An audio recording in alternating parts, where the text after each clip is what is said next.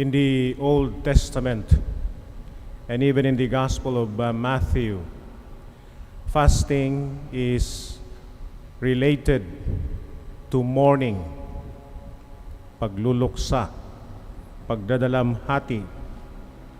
And the disciples of John were courteous, respectful of Jesus when they did not directly ask him what was his opinion on fasting. But they simply said, "Why do we and the Pharisees fast much, but your disciples do not fast?" In the Old Testament and in the Scriptures, God is compared to a bridegroom. And so in the Gospel today, Jesus used the image of a wedding feast. As long as the bridegroom is with them, and the disciples were compared to those who were attending the wedding, they would not fast because Jesus is God, the Son of God. But there will be a time when Jesus is taken away and there is an interregnum, an in-between, with the presence of Jesus with his disciples, and then he would leave them, and so they would wait for his second coming. And that's the time Jesus pointed out in the Gospel today that they will fast.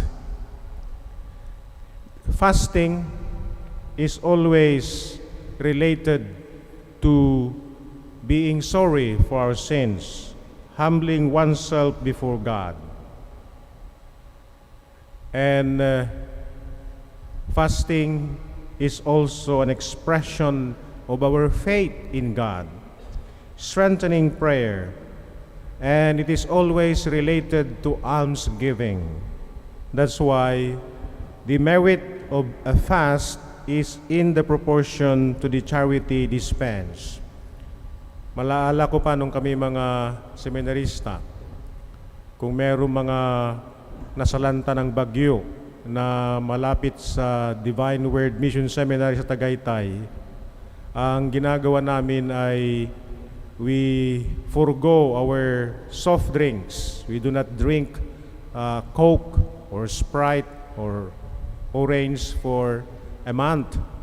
At kung ano man ang nalilikom, whatever we have saved from not drinking Coke or soft drinks, we give them to those who have been devastated by the typhoon, yung mga nasalanta ng bagyo. So that's the meaning of fasting. Pag-ayuno, pag-abstinensya, it is always related to doing something good towards your neighbor. That's why in the first reading today, the Lord, through the prophet Isaiah, was asking, what kind of fasting do you have?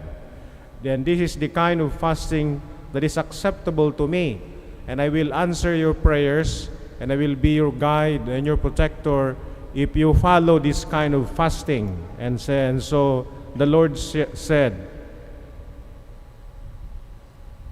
releasing those bound unjustly, untying the thongs of the yoke, setting free the oppressed, breaking every yoke, sharing your bread with the hungry, sheltering the oppressed and the homeless, clothing the naked when you see them, and not turning your back on your own. That's the kind of fasting that the Lord wants from each and every one of us. And what is the consequence of this, or what is the effect of this? Then your light shall break forth like the dawn, and your wounds shall quickly be healed. Your vindication shall go before you, and the glory of the Lord shall be your rear guard. And so today, and in this Lenten season, let us not forget that fasting, abstinence are always related to prayer, almsgiving, and much more. It is an expression of our faith in God.